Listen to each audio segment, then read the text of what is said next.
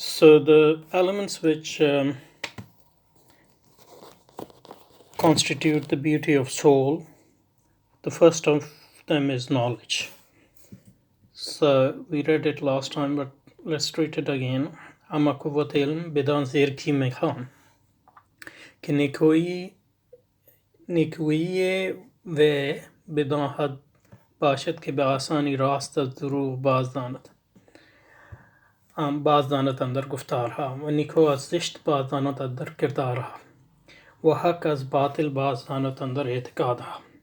چون این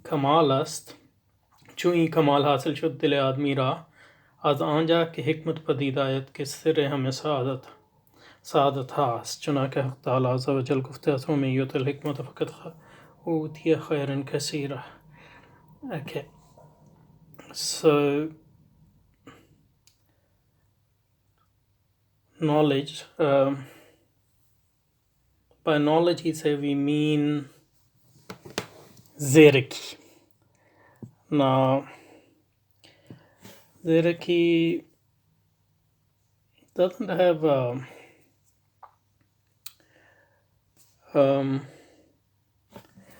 zeriki in Persian has negative as well as, so we are talking about knowledge here.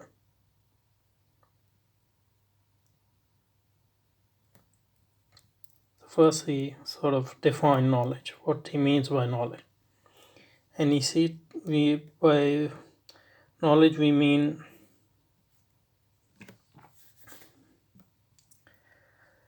zerki, which is your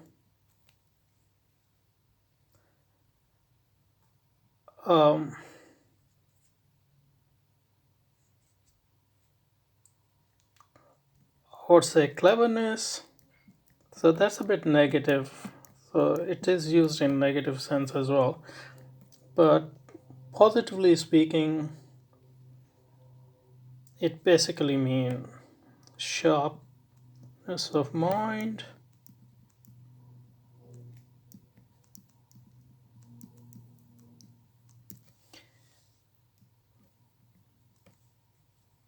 or being smart.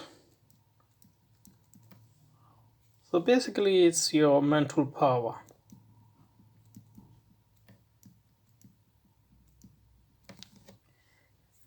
So that's what he means by knowledge is, by knowledge he means here, not that, that's all he means by knowledge. So that comes close to what we mean by reason, but as we'll see in here, it's a bit different from reason. That's why you're avoiding the use of reason at this point. As I said, zeriki in Persian can be used negatively. So for example, Rumi says, this quoted by Iqbal in his Bali Jibreel, zeriki bafarush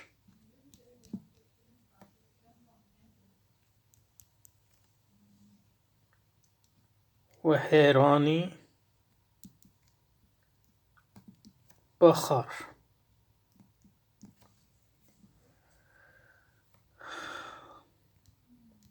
Zeriki zanast wa hairani nazar. So here Rumi says,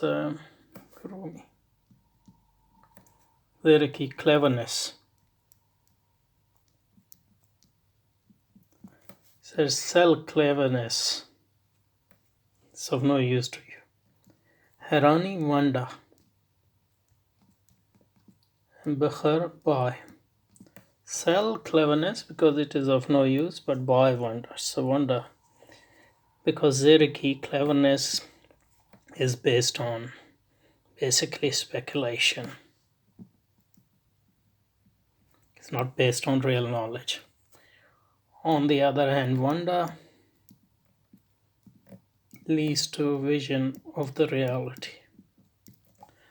So in this sense, zirki in Persian is also used in the negative sense. And zirak is a, but zirki also used in positive. Zirak is a person, a clever person, person of sharp mind. So ziraki is the mental sagacity, sharpness of mind, etc. So that's what he mean by knowledge. Zirki mikhan. So amma quwwat ilm bidan zirki mikhan. We here mean by it with the power, with the force of knowledge, or the element of knowledge, or the power of knowledge. What we mean is the power of mind, through which we can easily do three functions. So it basically a functional definition of, so zirki is a function of mind, three things. So that's what he will call the power of knowledge. The first is it can distinguish in speech, so to speech, from what is true and false. Okay. Ba'asani rast as durugh. Rast is true, durugh is false. So the ability to distinguish between true and false speech. So that's one of the function of knowledge which constitute beauty of human beings. And the second is in character.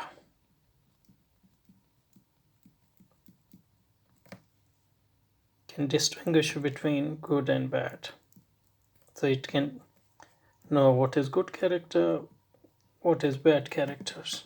And obviously for that to know, you need to know what are good characteristics or traits and what are bad traits. And the third is in the belief. In belief. Belief, any belief about anything in the world. So in beliefs, it can distinguish between true and false beliefs. So it's a comprehensive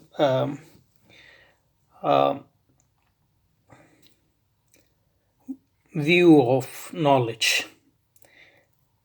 And he didn't use reason because what he's talking about is the actual knowledge. So the ability to know true from false in speech and character, and true and false in belief. So the end product of this function of mind is knowledge about. So this is sort of a practical knowledge about people, when they talk, who is saying true and who is false, and characters. So you need to know what are good characters, bad characters, but also to locate them in people's behavior as well. And then you need to know what is true and false in different statements, and you are able to distinguish between them. And a combination of those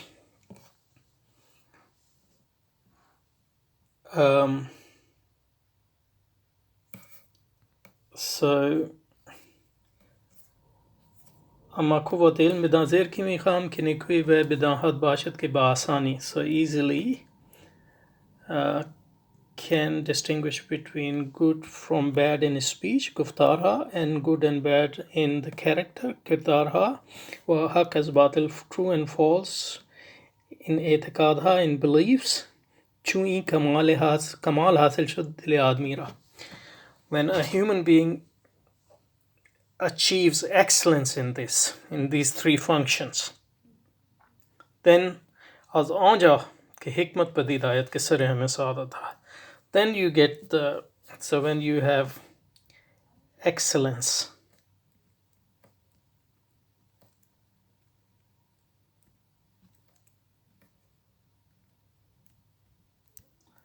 kamal,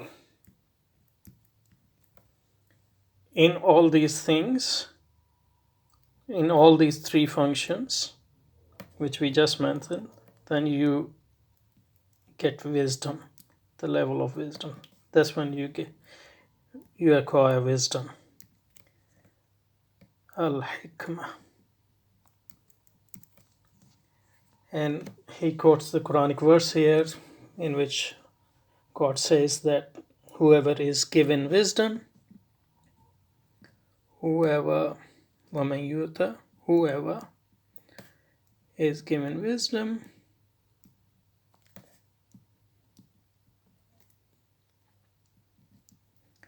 is indeed given an abundance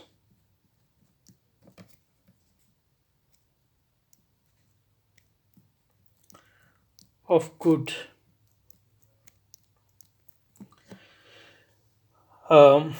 So that's the first element. That was the first element, that is knowledge. So we are done with the first element, but he has only told us about the, so remember it, these elements have their good and bad, yeah, beauty and ugliness. So he has told us what the good of knowledge is,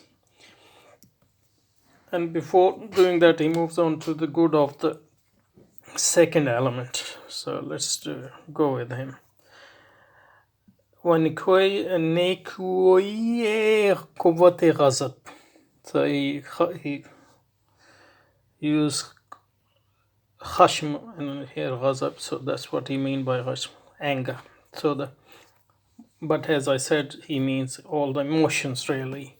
बिदा बवत के अंदर फरमान हिकमत व शरा बवत बदस्तूर व बरखेजत व बदस्तूर व बनशीनत बदस्तूर व बरखेजत व बदस्तूर व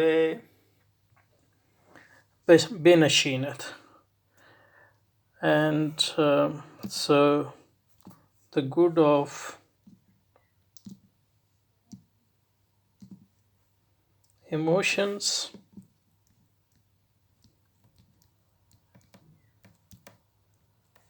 they are good.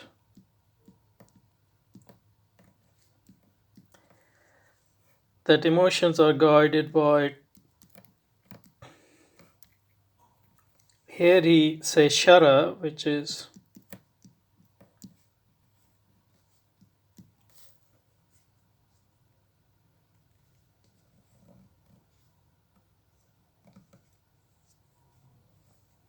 the Islamic system of guidance. But as we'll say, he always also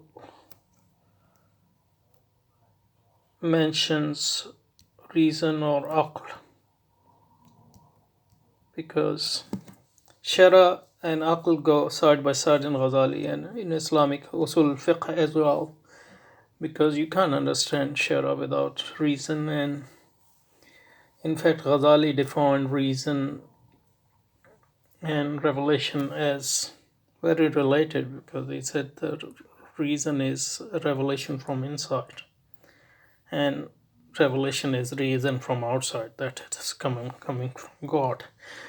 And in Ihya the combination of this reason and shara is called hikmat, or wisdom, al-hikmah. So there's a lot of overlap because we just saw that the excellence of knowledge is also wisdom.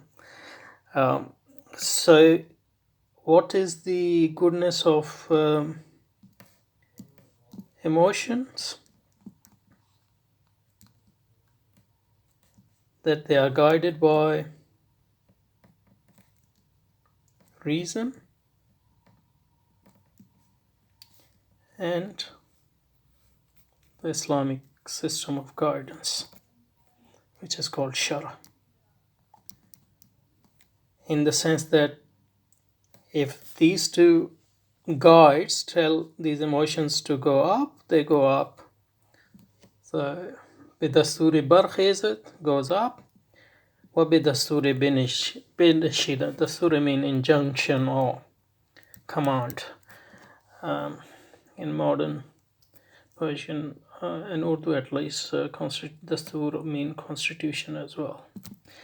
Dasturi. So the good of emotion is that when reason and shara says go up, they go up, or get up, they get up. And when shara and aql says sit down, they sit down. So they are not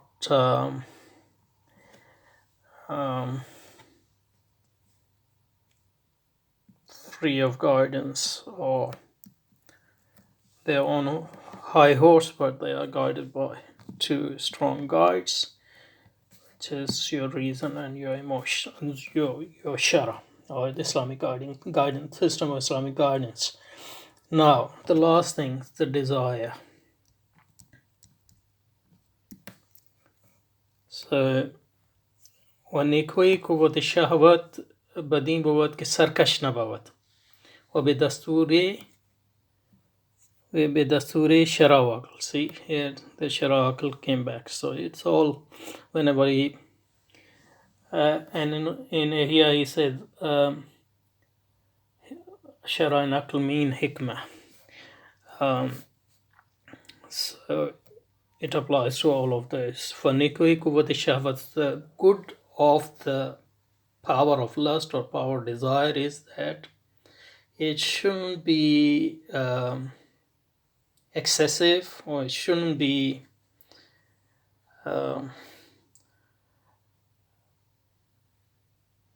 sarkash. Sarkash is anything which is out of control. So it's not out of control. And bidasture shara wa aql bawa. So it is under the guidance of shara and aql, in such a manner, chunake, that's very important. Taate aan barwe asan bawa. So let's unpack this. So desire, the goodness of desire is that it shouldn't be out of control. That is sarkash.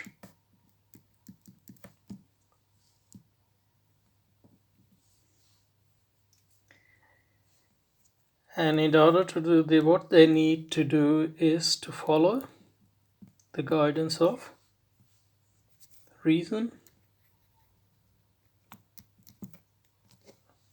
and God's commands, which is shara. But he says something which is more important. Chunake, so they are under the guidance of reason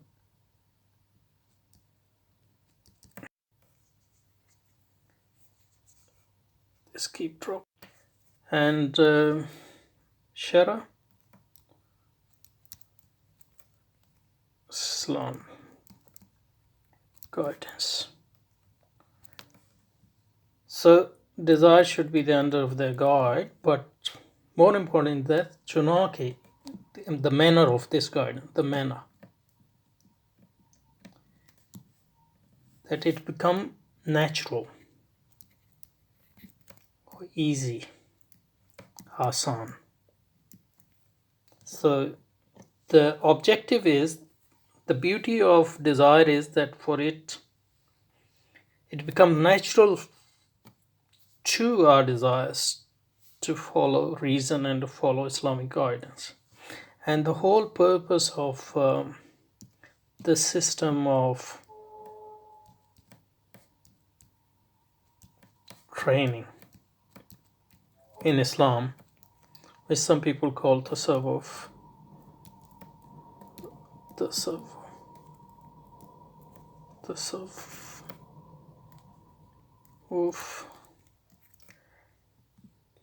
So the whole purpose of training and exercises,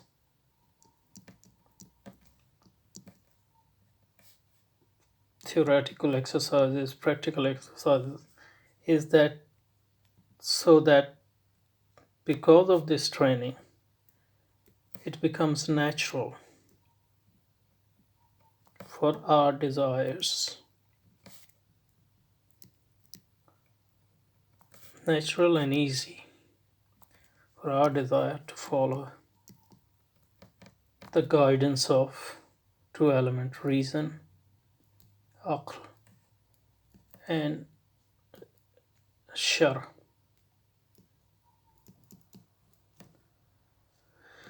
God's commands. So that's the heart of Islamic, and the last element is that's the heart of the Islamic education and training system. و نیکویی قوت عقل باشد که غضب و شهوت را ضبط همی کند اندر تحت اشارت دین و عقل. Now this is a bit strange because now he's coming, so the fourth element and justice.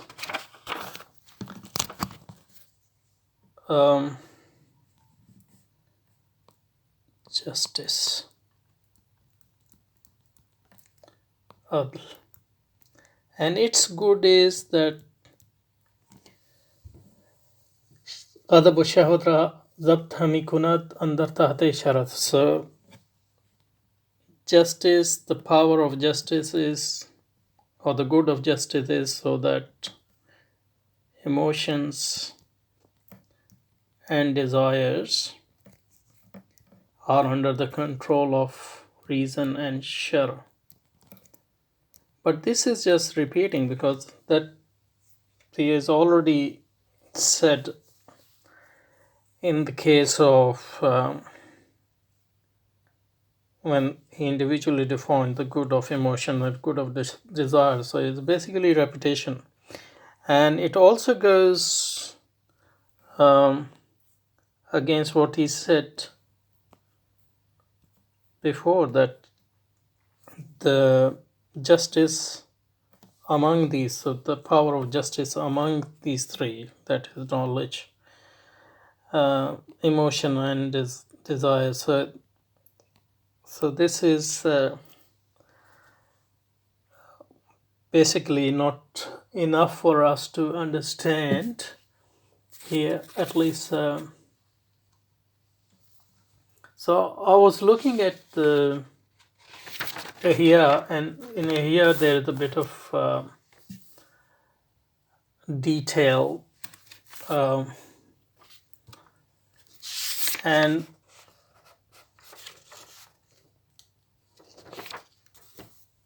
but I wasn't able to get anything at this point which will clear this dilemma. But as we go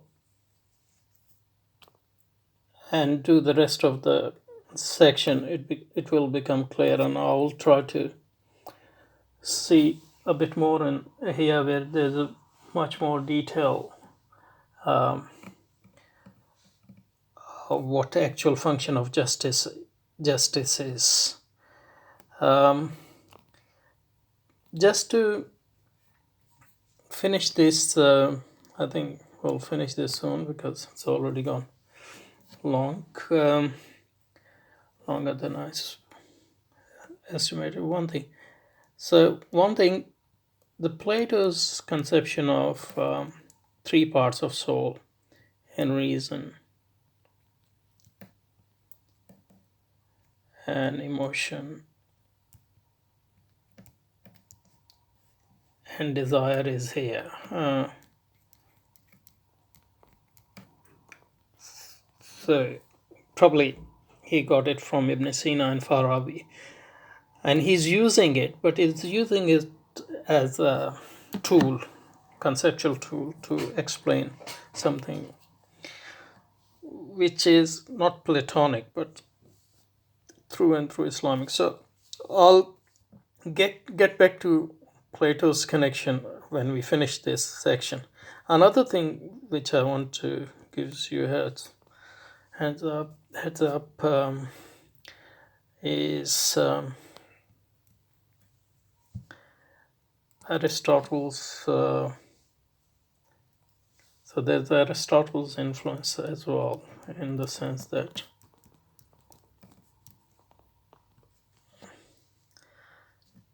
so far he hasn't done it, but he will come to it. The good as a mean between two extremes. So there is an